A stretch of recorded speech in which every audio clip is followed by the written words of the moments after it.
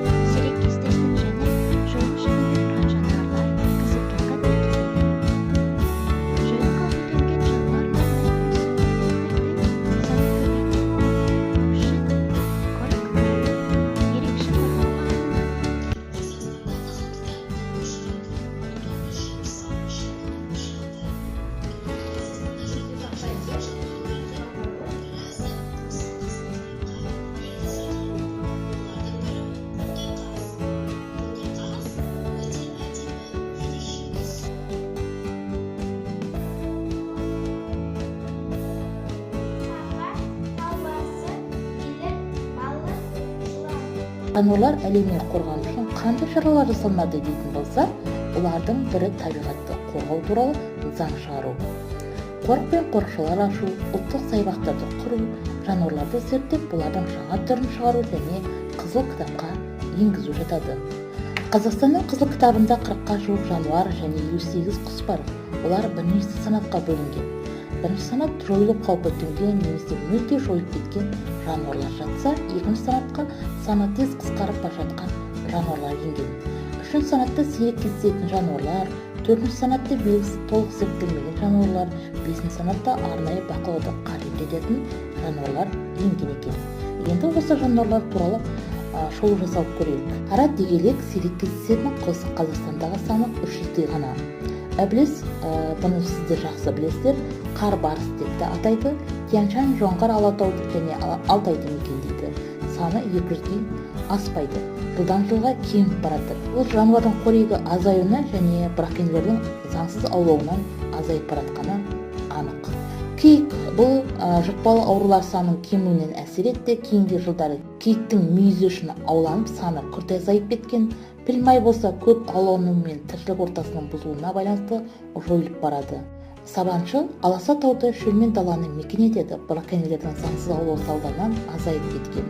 Ал қызғылт көкек Қазақстанда ұялайтын орны, теңіз көлі жойылу себебі ұя салуға жарамды жерлердің азаюы және ұяларының бұзылуынан екен. Жануарлардың тіршілік ортасын сақтаудың бір жолы табиғи қорғалатын аумақтарды құру еді. Мақсат табиғи аймақтарды сол күйінде сақтау, жануарлар мен өсімдіктердің сирек кездесетін және құрып бара жатқан түрлерін қорғау. Қазіргі кезде Қазақстанда 10 қорық, 50 қорықша, 26 республикалық деңгейдегі табиғат ескерткіші бар. Сонымен қатар еліміздегі көптеген қорықтар бар. Енді атап өтетін болсақ, Наурызым қорығы Қарағайлы орманды көлдерді сақтау мақсатымен құрылған қорық. Ал Ақсу-Жабағылы қорығы Қазақстанда құрылған ең алғашқы қорық. Алматы қорығы Іле Алатауының табиғи байлығын сақтау мақсатында құрылған. Енді Қорғалжын қорығына тоқтатын болсақ, сулы батпақты алқаптарды сақтау мақсатында құрылған екен. Барсакелмес қорығы Арал теңізінің экологиялық апатты аймағында орналасқан. Марқакөл қорығы оңтүстік Алтайдың табиғи кешенін қорғау және тану үшін құрылған қорық.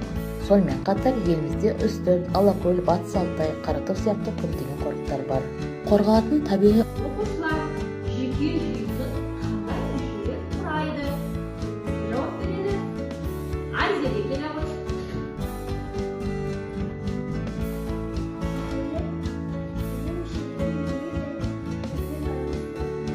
Жақсы. Келесі сұраққа кім жауап береді? Айару.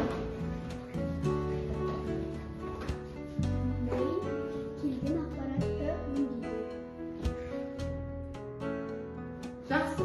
Келесі. Есмира.